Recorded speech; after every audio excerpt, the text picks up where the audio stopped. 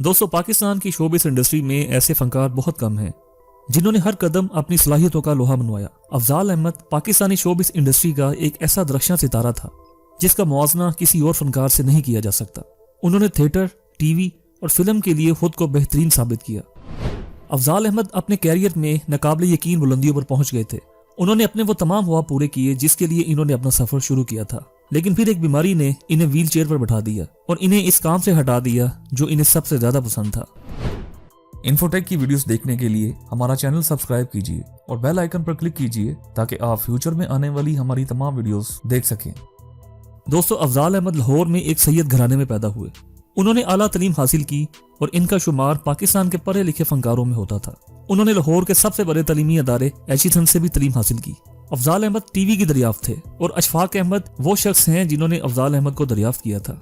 अफजाल अहमद ने ड्रामा उच्चे बज लाहौर में अपना किरदार अदा किया जिसे इशफाक अहमद ने लिखा था और ये अफजाल अहमद का पहला ड्रामा था।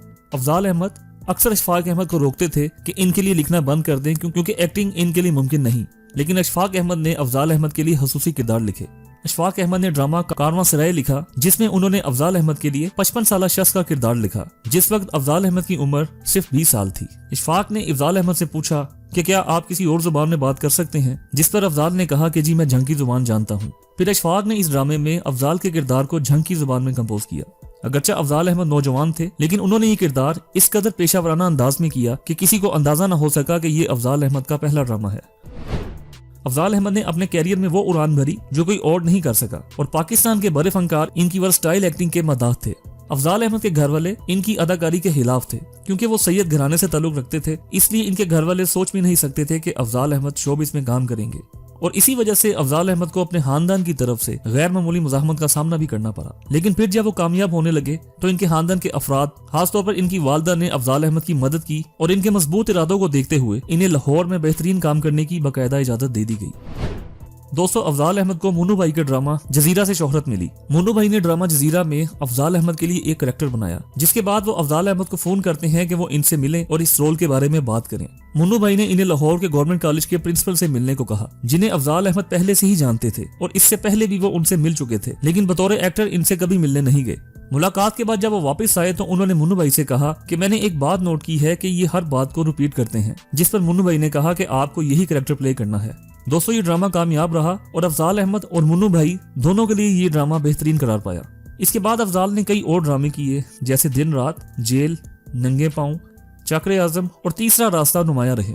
इन तमाम ड्रामों में उन्होंने मरकजी किरदार अदा किए और बेपनाह शोहरत हासिल की। ड्रामा चक्र आजम कोयटा से टेलीकास्ट हुआ और ये बलोचिस्तान के कबायली निजाम की अलामत थी। ये किरदार अपनी हामियों के बावजूद इंतहाई काबिल एहतराम था और ख्याल किया जाता था कि इसमें चक्र आजम का किरदार अदा करना अफजाल अहमद के लिए एक बहुत बड़ा चैलेंज है, क्योंकि लोग इससे वाबस्ता थे। अगर किसी चीज में कोई भी कमी होती तो लोग इस पर जरूर तनकीद करते, लेकिन इसके बावजूद अफजाल अहमद ने ये बहुत अच्छा काम किया और तमाम बलोचिस्तानियों ने कहा कि हाँ, ये चक्र आजम ही है।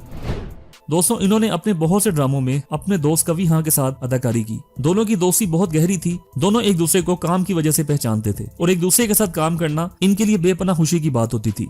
ड्रामों में काफी काम करने के बाद आखिरकार अफजाल अहमद अपनी पहली फिल्म में नुमाया हुए और फिल्म इंडस्ट्री को एक माहिर फनकार मिल गया। अफजाल अहमद अपनी पहली फिल्म धूप और साए में नजर आए, जिसे अशफाक अहमद ने लिखा था और इसकी डायरेक्शन भी उन्होंने ही की थी। ये एक उर्दू फिल्म थी। इस फिल्म का प्रीमियर 11 हफ्तों तक जारी रहा और इन्वेस्टर का जोशो खरोश भी बढ़ता रहा। अफजाल अहमद ने 1972 में एक फिल्म की जिसमें वहीद मुराद ने डबल रोल किया था। ये फिल्म इस वक्त ही हिट हुई और 36 हफ्तों तक सिनेमा हॉल्स पर चलती रही। 1972 में इनकी 5 फिल्में रिलीज हुई। दौलत और दुनिया, हान, सिरदी बाजी, जुगनू इसमें शामिल हैं। दौलत और दुनिया उर्दू जुबान में थी जबकि बाकी सारी फिल्में पंजाबी में थी। अफजाल अहमद की हर साल दर्जनों फिल्में रिलीज होती थी, जिनमें से कुछ सुपर हिट होती थी और कुछ को औसतन कामयाबी मिलती थी। 1973 में अफजाल अहमद की 13 नई फिल्में रिलीज हुई, जिनमें बनारसी ठग, जीरा ब्लेड और निशानियां सुपर हिट हुई। 1974 में अफजाल अहमद की 16 नई फिल्में रिलीज हुई, जिनमें सीधा रास्ता, खतरनाक, नौकर वोटीदा और जादू सुपर हिट रही। फिल्म खतरनाक इस साल की सुपर हिट रही। इस फिल्म ने मुशफ़क़ रैशी को बतौर विलन पहचान दी और वो एक सुपरस्टार बनकर उभरे।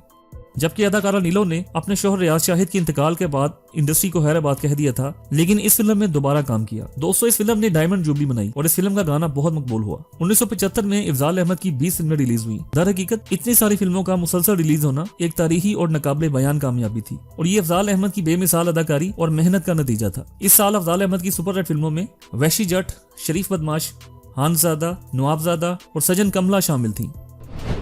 दोस्तों, नासिर अदीब कहते हैं कि मैंने अफजाल अहमद की एक फिल्म में इनका सिर्फ एक सीन देखा, जो कि ये अंदाजा लगाने के लिए काफी था कि अफजाल अहमद कितने बड़े अदाकार हैं। 1976 में अफजाल अहमद की 24 फिल्में रिलीज हुई। फिल्म सैयां अनारी में हदायतकार असलम डार ने अफजाल अहमद का किरदार 72 साल बुरे आदमी के तौर पर पेश किया था। हदायतकार के मुताबिक उन्होंने अफजाल अहमद को पहले कभी बुरे का किरदार अदा करते नहीं देखा, लेकिन उन्हें यकीन था कि वो इसे बेहतरीन अंदाज में निभा सकते हैं।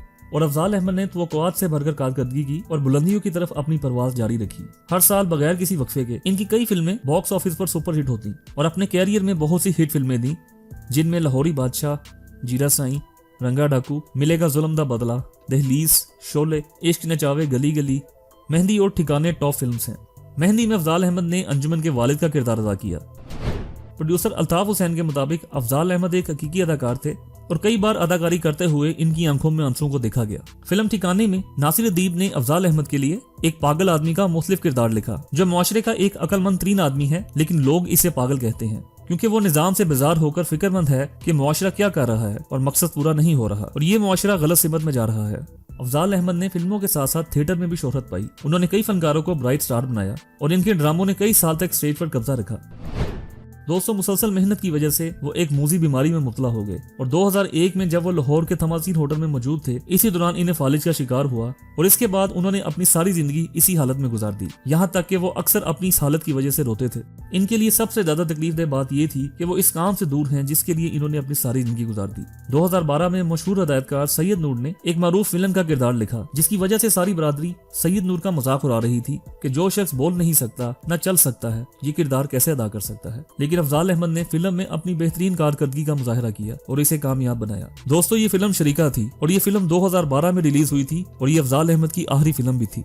दोस्तों, उन्होंने अपने आखिरी अयाम ठोकर न्याज बेग में गुजारे। वो रंगों की दुनिया से दूर एक गुमनाम जिंदगी गुजार रहे थे। इनके लाजवाल कामों को इनके लाखों मद्दाह हमेशा याद रखेंगे।